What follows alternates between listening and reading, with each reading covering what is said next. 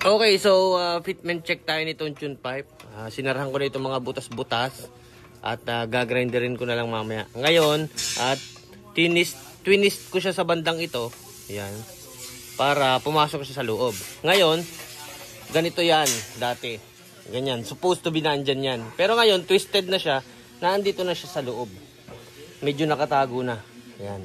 So, mas malinis siyang tingnan.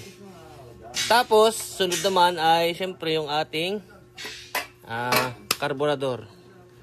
Tingnan nyo ito mabuti. Nasabit siya sa bandang ito. Yan. Kaya, huhukayan natin yan dito ng konti para pumasok ito. Konting-konti lang naman eh. Konting-konti lang naman. Yan. Huhukayan natin siya sa bandang ito. Para ito ay pumasok ng konti.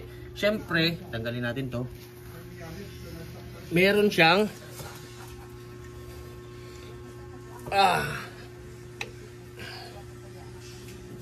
okay.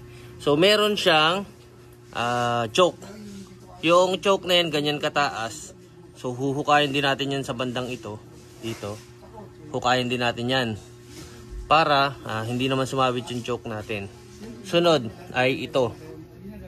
Yan. Ito yung ating manifold at saka yung sa ating pinaka-intake ng ating 2-stroke. Tingnan natin. So, syempre, hinukay ko na rin yan. Nakaport na rin yan ng konti. Medyo maganda na rin ang ating pagkakahukay. Ikinabit ko para malaman natin kung saan yung patamaan ng ipoport pa natin. Yan. Okay, so may huhukayin pa tayo na napapansin niyo ba yung guhit na yan? Yan yung kailangan nating hukayin. Tatanggalin natin yan. Yan yung mga guhit na yan, yung kinaskas kong yan. So, anuhin ko na yan.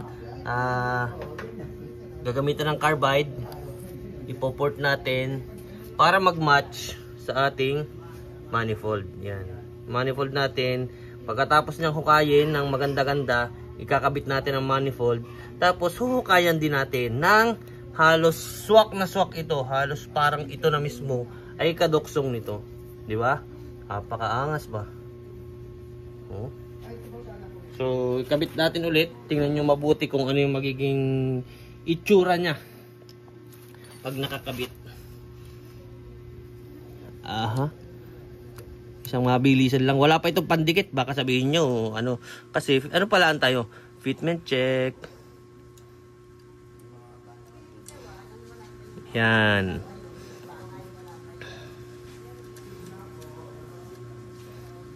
Isang mabilisan lang.